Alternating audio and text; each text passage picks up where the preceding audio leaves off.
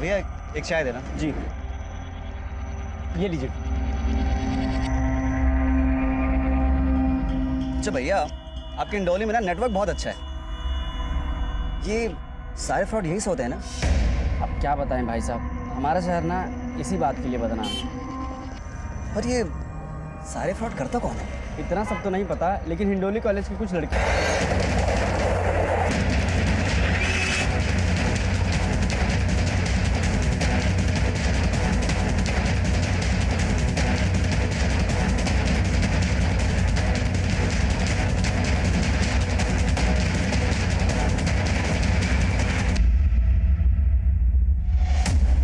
मगन। हाँ और मैगी। हाँ चल। पर सर मैंने किया क्या है?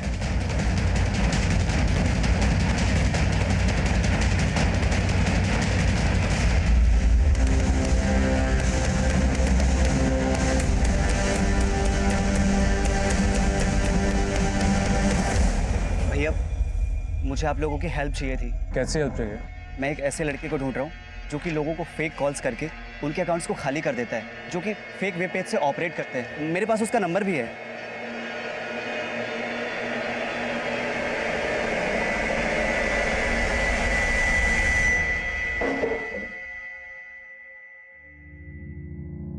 हाँ सर, मैंने ही धीरज के अकाउंट से पैसे निकाले थे।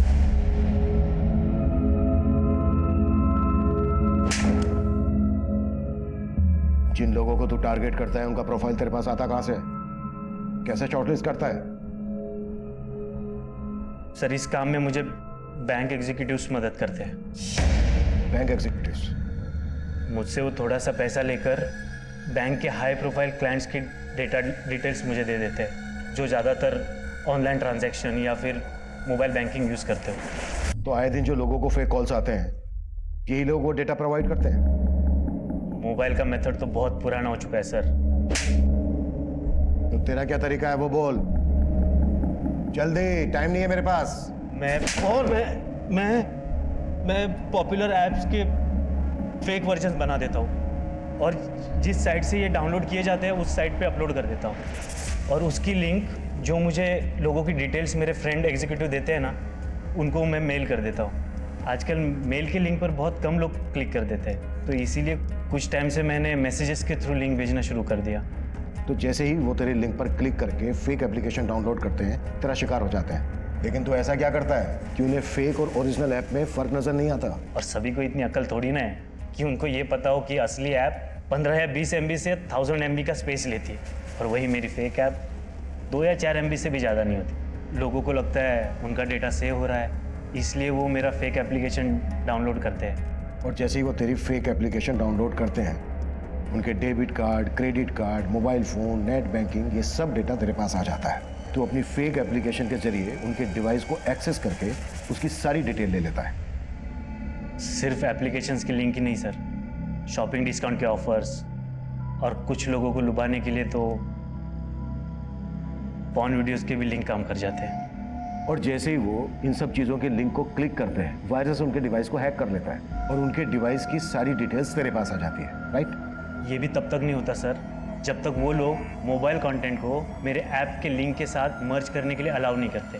आपने देखा होगा सर, ऐप डाउनलोड करते ही एक ऑप्शन पूछता है, allow access to your mobile content, messages, videos. बहुत सारे लोग तो इस मैसेज को देखते भी नहीं है, उनको ऐप डाउनलोड करना होता है, वो अलाउ पे क्लिक कर देते हैं, बस उनके मोबाइल डेटा का एक्सेस मुझे मिल जाता है। और इस तरह से OTP तेरे पास आ जाता है। स्वयं भंडारे का 1 करोड़ 60 लाख रुपए भी तूने इसी तरह से गायब किया ना? और डील अपील का फेक पोर्टल भी तूने बनाया ना? तुझे पता है तेरे फ्रॉड की वजह से कन्हैया नाम के एक आदमी ने सुसाइड कर लिया है? नहीं सर, डील अपील का कोई फेक पोर्टल मैंने नहीं बनाया। झूठ बोल रहा है? हाँ? नहीं, हाँ, पर सोहम पेंडारे के 1.5 करोड़ मैंने ही गायब किए।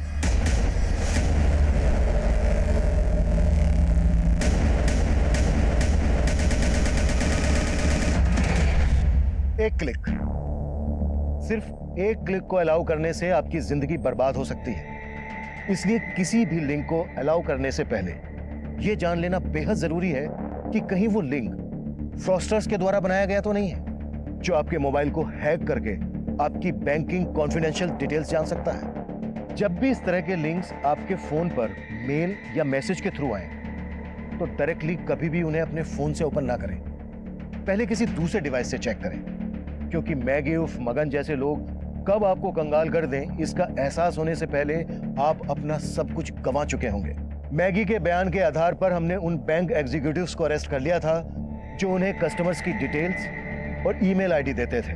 धीरज और सोहन के केसेस हमने क्रैक कर लिए थे, लेकिन कन्हैया का केस हमें अब भी उलझा रहा था।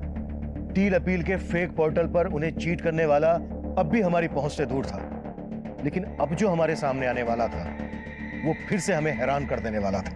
सब मोहित का फोन 3 दिन से नहीं लग रहा है। हमको बहुत फिक्र हो रहा है साहब। मोहित कहाँ गया? सर वो उड़ीसा के हिंडोना में कहीं गया है साहब। मोहित की कोई तस्वीर है आपके पास? हाँ सब लाए हैं हम। क्या दो, हिंडोना पुलिस को अभी के अभी अलर्ट कर दो और मोहित की तस्वीर वहां भेज दो।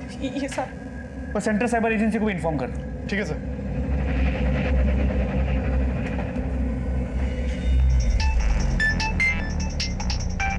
हाँ अनवर,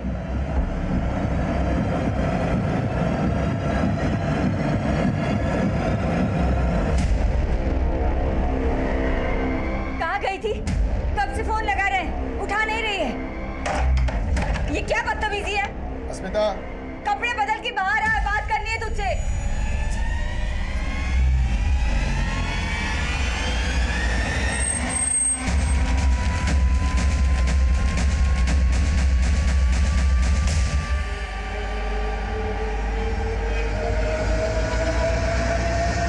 अस्मिता, अस्मिता, अस्मिता,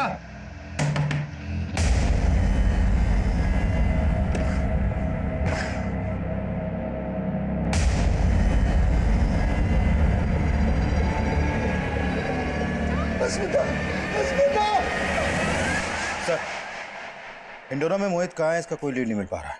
एक बात मेरी समझ में नहीं आ रही है, मोहित को उस आदमी के बारे में कैसे पता चला जिसने कन्हैया के साथ फ्रॉड किया था? सर, इस तरह के ऑनलाइन फ्रॉड के कई केस हिंडोना में भी हुए हैं, इसलिए गोरखपुर पुलिस ने इसके बारे में मोहित को भी बताया था। अब हिंडोना के किस आदमी ने तुम्हारे पापा के साथ ऑनलाइन फ्रॉड किया, ये पता करना इतना आसान नहीं होगा। हो सकता है मोहित जोश जोश में वहां पर चला गया और उसने अपनी जान खतरे में डाल दी। लेकिन हेलो, जय हिंद सर, पीआई अनवर बोल रहा हूँ, गोरखपुर पुलिस स्टेशन से। हाँ अनवर बोलो।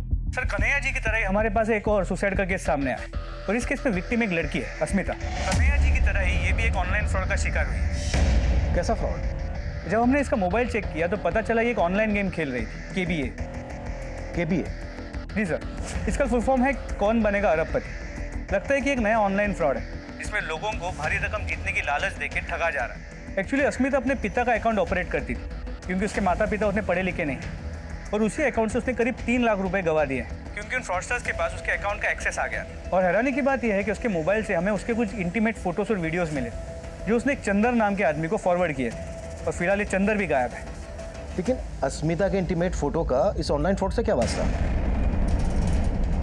कहीं ऐसा तो नहीं है कि चंदर के जरिए अस्मिता इस ऑनलाइन फ्रॉड का शिकार बनी है? सर, फिलहाल कुछ कह नहीं सकते। ठीक है, इस केस की सारी डिटेल्स मुझे ईमेल कर दो। विकास, कौन बनेगा अरबपति नाम का एक और ऐप बना है जिसके थ्रू लोगों के साथ फ्रॉड किया जा रहा है। इस ऐप के बारे में सब कुछ पता करो। Okay sir.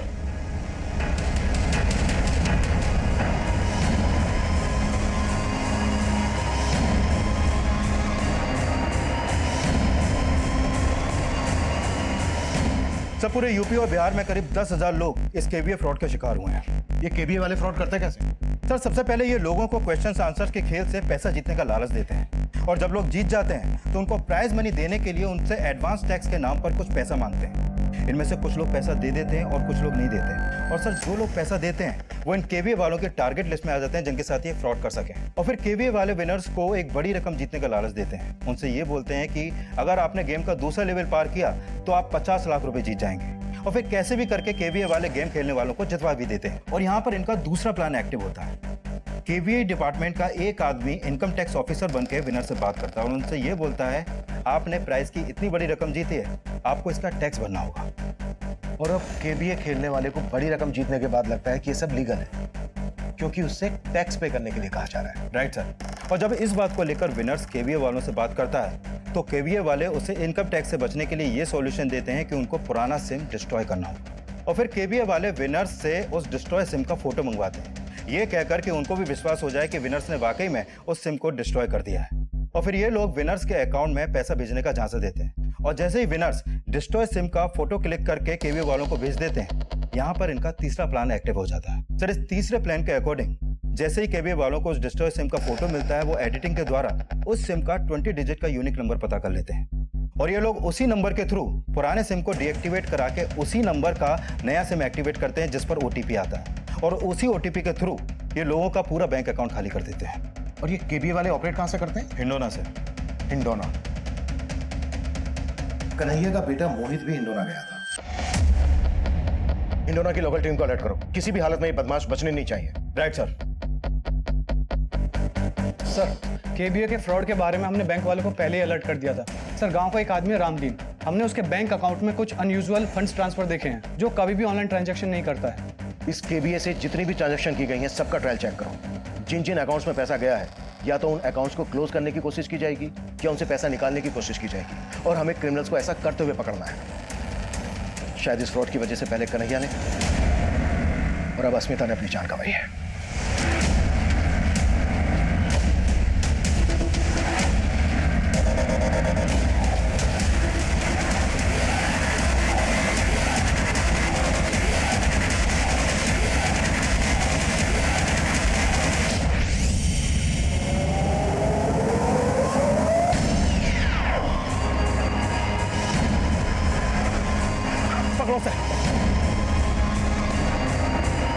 श्योर? जी सर। तो तू क्या कर रहा था वहां? पापा की मौत के बाद हमने कसम खाई थी कि हम उन फ्रॉडस्टर को पकड़ के रहेंगे जिन्हें हमारे पापा के साथ फ्रॉड किया है। और जब हमें ये पता चला कि ज़्यादातर फ्रॉड यहाँ हिंडोना से होते तो हम हिंडोना आ गए, लेकिन हम उस आदमी को पकड़ नहीं पाए। लेकिन हम जिस आदमी से मिले उसने हमारे पापा की लूटी हुई रकम वापस करने का जरिया बताया। चलो, तुम्हें लेकर चलता हूँ उस इंसान के पास जिसकी तुम्हें तलाश है। तूने उस लालच में आकर क्रिमिनल्स के साथ मिलकर क्राइम करना शुरू कर दिया। तू ही बोल, इस सब से तेरे पापा की आत्मा को शांति मिलेगी? सब हम मानते कि हम सही नहीं थे, लेकिन हमारे पापा के साथ भी कुछ सही नहीं हुआ था। सर, हिंडोना से जितने ही फ्रॉड करने वाले पकड़े गए हैं उनमें से कुछ लोग केवीए भी ऑपरेट करते थे। उन्होंने माना कि अस्मिता की तरह उन्होंने और लोगों को भी चूना लगाया है, लेकिन सर उनमें से किसी ने भी चंदर को आइडेंटिफाई नहीं किया। मतलब अस्मिता के सुसाइड की वजह सिर्फ केबीए फ्रॉड नहीं, कुछ और भी है? सर, अस्मिता की पोस्टमार्टम रिपोर्ट से पता चला है कि उसके साथ रेप भी हुआ था, और उसके मोबाइल से कुछ वीडियोस मिले हैं जो पोर्न साइट पे भी अपलोड किए गए हैं। और ये अपलोड किसने किया? सर, उसका आईपी एड्रेस हम ट्रेस कर रहे हैं। सर, आईपी एड्रेस ट्रेस हो गया है। सर, अस्मिता की अश्लील वीडियो वेबसाइट पे अपलोड करने वाला कोई और नहीं, उसका कजिन धर्म था और चंदर उसका दोस्त सर।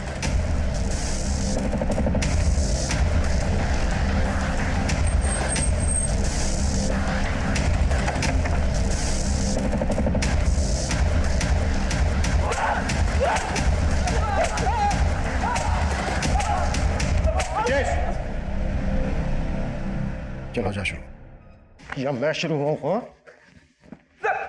सर, बता दो सर। सर, अस्मिता ने सर केबीए में अपने पेरेंट्स का बहुत सारा पैसा गंवा दिया था, और उसके लिए वो हमसे मदद मांगने आई थी। पापा के अकाउंट से 3 लाख उन केबीए वालों ने लूट लिया है। पापा को ये बात बता नहीं सकती, लेकिन हमें उनको ढूंढने के लिए तुम्हारी मदद की जरूरत है। लेकिन सर, हम जानते थे कि हम उसकी मदद तो नहीं कर सकते थे। वो शुरू से हमें अच्छी लगती थी, इसलिए हमने उसकी मजबूरी का फायदा उठाने का सोचा। सर, उसे हमने एक नंबर ला के दिया और कहा कि ये केबीए वाले चलाने वाले का असली नंबर है। लेकिन सर, वो नंबर हमारे दोस्त चंदर का था। पहले तो चंदर बात ना करने की एक्टिंग करता रहा, फिर उसने वही बोला जो हमने उससे कहा था। देख अस्मिता, तू इतनी मजबूर है तो तुम्हारा पैसा हम लौटा देंगे, लेकिन तुम्हें हमारे लिए कुछ करना पड़ेगा। चंदर ने सर अस्मिता को उसके न्यूड फोटोज और वीडियोस भेजने के लिए फोर्स किया, और मजबूरी के चलते वो मान भी गई। लेकिन जैसे ही हमारे पास उसके न्यूड फोटोज और वीडियोस आए तो मेरे प्लानिंग के हिसाब से चंदर ने उसे इंटरनेट पर अपलोड करने की धमकी दी और अस्मिता को ब्लैकमेल करके अपने पास बुला लिया। हाय,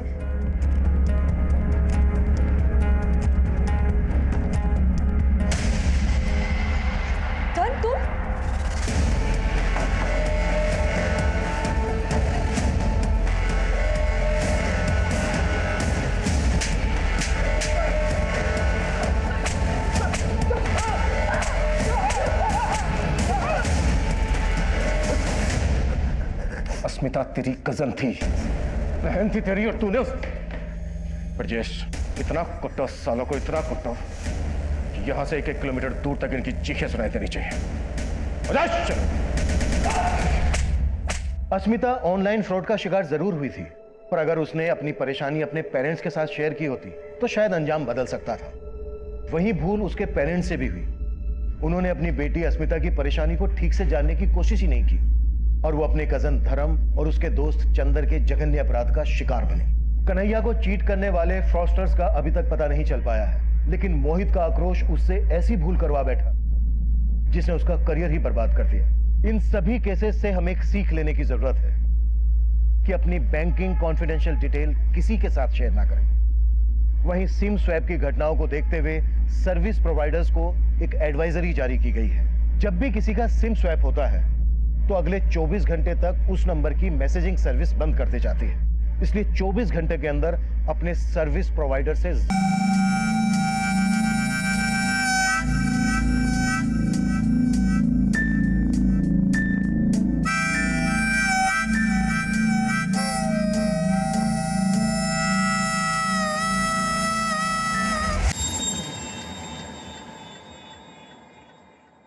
नमस्कार, मैं अभिमन्यु जिंदल, क्राइम पेट्रोल दस्तक में आप सभी का स्वागत करता हूं। आज जो केस मैं आप लोगों के सामने रखने जा रहा हूं, ये एक ऐसे अपराध के बारे में है जो हर घर में 24 घंटे अपनी दस्तक दे रहा होता है। वो क्रिमिनल इतना शातिर है कि हमारे आसपास ना होते हुए भी वो हमें एक ऐसी चोट पहुंचाने की फिराक में है कि अगर आप सतर्क नहीं हैं तो आपको इसकी बहुत भारी कीमत चुकानी पड़ सकती है।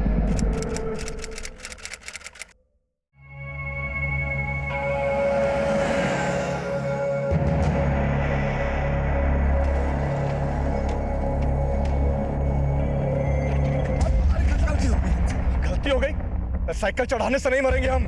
अरे ये दूध का डिब्बा लो और मारो हमारे सर पर, मर जाएंगे। हम काहे मारेंगे? काहे मारेंगे?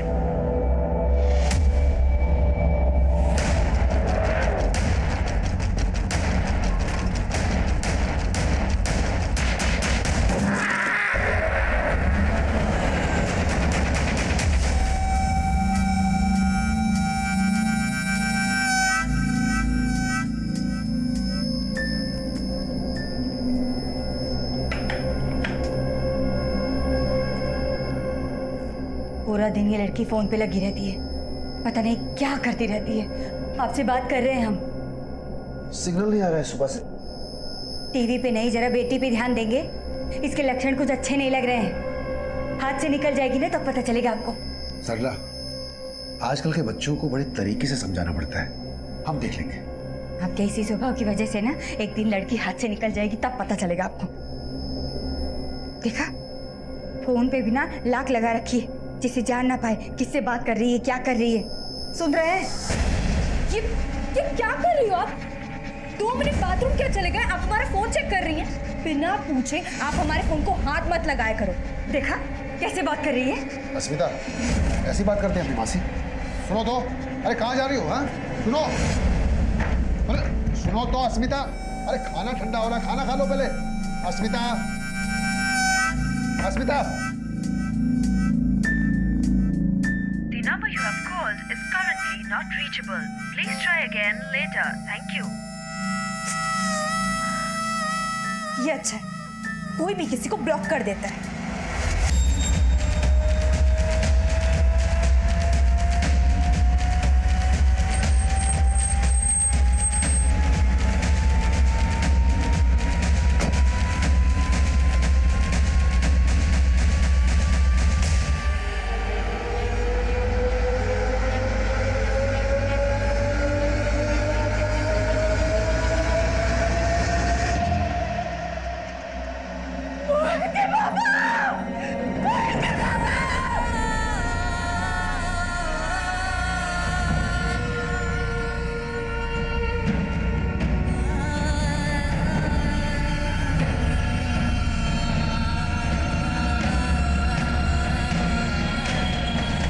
एक राहगीर ने कन्हैया जी की बॉडी को लखनऊ हाईवे के बाईपास रोड पे देखा और हमें इत्तला कर दी।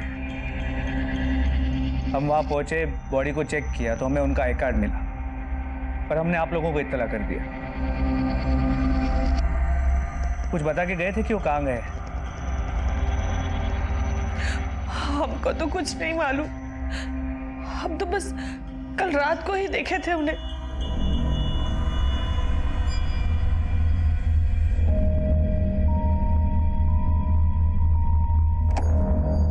पापा चलो खाना खा लो। पापा मम्मी बुला रही, चलो खाना खा लो। अरे सुन रहे हैं आप? मम्मी बुला रही, खाना। बहरे नहीं हो गए, सुन रहे हैं? अब क्या खाना खाना? एक दिन खाना नहीं खाएंगे तो मर जाएंगे क्या? अरे पापा गुस्सा क्यों हो रहे हैं? मम्मी पगला गए हैं। सारा जिंदगी निकल गया, अब इस उम्र में अब क्या हमारी छाती पे खड़े रहोगे? निकलो, नहीं खाना हमको खाना।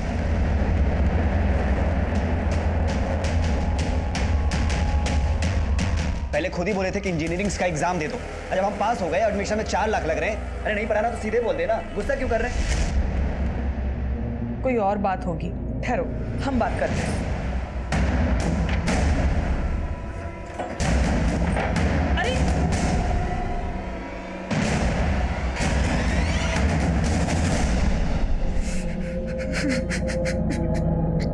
सुबह गए तो वो थे ही नहीं। मोहित के पापा,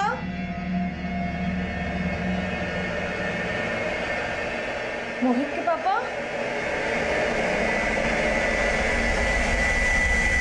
तो सोच रहे थे कि पापा मॉर्निंग वॉक पे गए होंगे, लेकिन देखने से ये मामला एक्सीडेंट का लगता है, लेकिन ये भी हो सकता है कि इसमें एंगल मर्डर का। मर्डर? हो सकता है कि मर्डर को एक्सीडेंट की शक्ल देने की कोशिश की गई हो। आप लोग को किसी पे कोई शक, या आपका या कन्हैया जी का किसी के साथ कोई झगड़ा या कोई अनबन? नहीं सर, हमारे पापा का हर कोई सम्मान करता था, उनका किसी के साथ कोई झगड़ा नहीं था। फिर भी हमें जांच तो पूरी करनी होगी। फिलहाल आप लोग जा सकते हैं। बॉडी की पोस्टमार्टम हो जाने के बाद बॉडी को आपको हैंडओवर कर दिया जाएगा।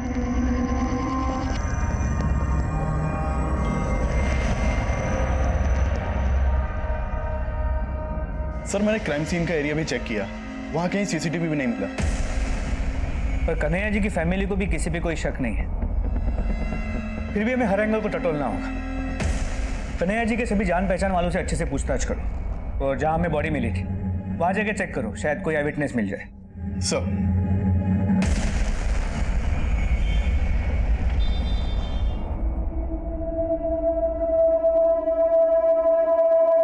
अरे वाह,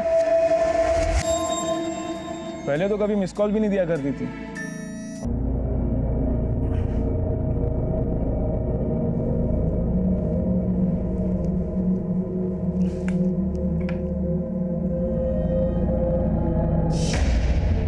ओह शिट, ये कैसे हो गया?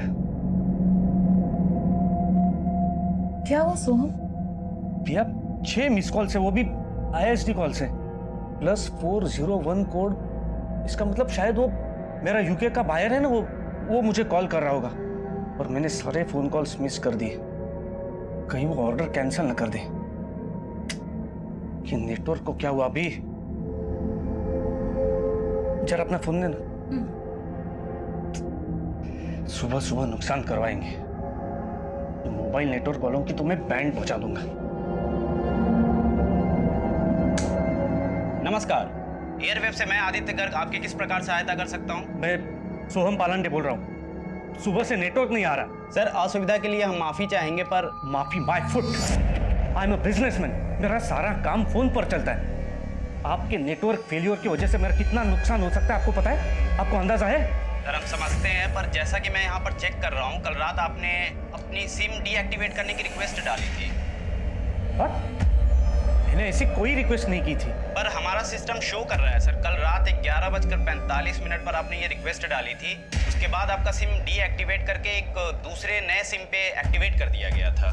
ऐसे कैसे एक्टिवेट हो सकता है? मैंने तो कुछ किया ही नहीं था। How is it possible? What happened? Is everything okay?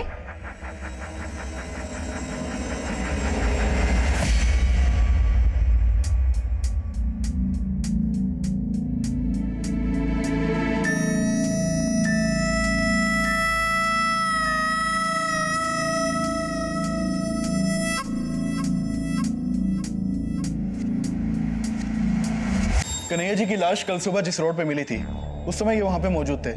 Sir इन्होंने वो एक्सीडेंट देखा था। बताइए क्या देखा आपने? साहब हम दूध बेचने का काम करते हैं। कल जब हम उस सड़क से दूध बेचने के लिए जा रहे थे तो वो आदमी हमारे साइकिल से भी टकरा गया था। अरे गलती हो गई हमसे। गलती हो गई? साइकिल चढ़ाने से नहीं मरेंगे हम। अरे ये दूध का डिब्बा लो और मारो हमारे सर पर, मर जाएंगे। हम काहे मारेंगे? काहे मारेंगे?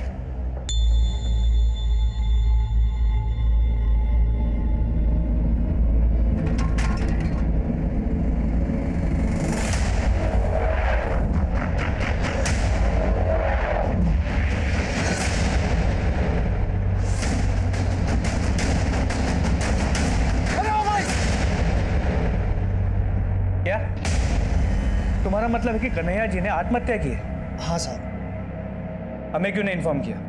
साहब हम 100 नंबर पे फ़ोन करने वाले थे, लेकिन वो हादसा हमारी आंखों के सामने हुआ तो हम बहुत घबरा गए थे साहब। लेकिन आज ये साहब को जब हम पूछताछ करते हुए देखे तो हमको लगा सच बता देना चाहिए। उस बस का नंबर देखा था? नहीं साहब। ठीक है, तुम जा सकते हो, लेकिन अगर ज़रूरत पड़ी तो तुम्हें वापस बुलाएंगे और अपना नंबर और एड्रेस इनके पास लिखा देना। जी साहब।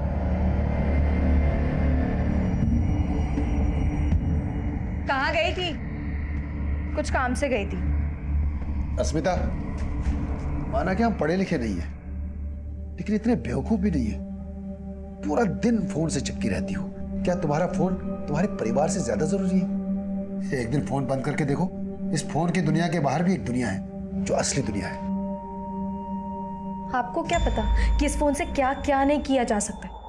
एक फोन से हम पूरी बिजनेस चला सकते हैं। बिजनेस? इस फोन से कौन सा बिजनेस होगा? छोड़ो, आपको समझ में नहीं है। हमें सब समझ में आता है। कोई बिजनेस नहीं चल रहा है, लौंडाबाजी चल रही है ना बेशरम। इससे आगे तो आपकी सोच जाती ही नहीं है, इसलिए आपको जो सोचना है सोचो, पर अब हम नहीं रुकने वाले। बस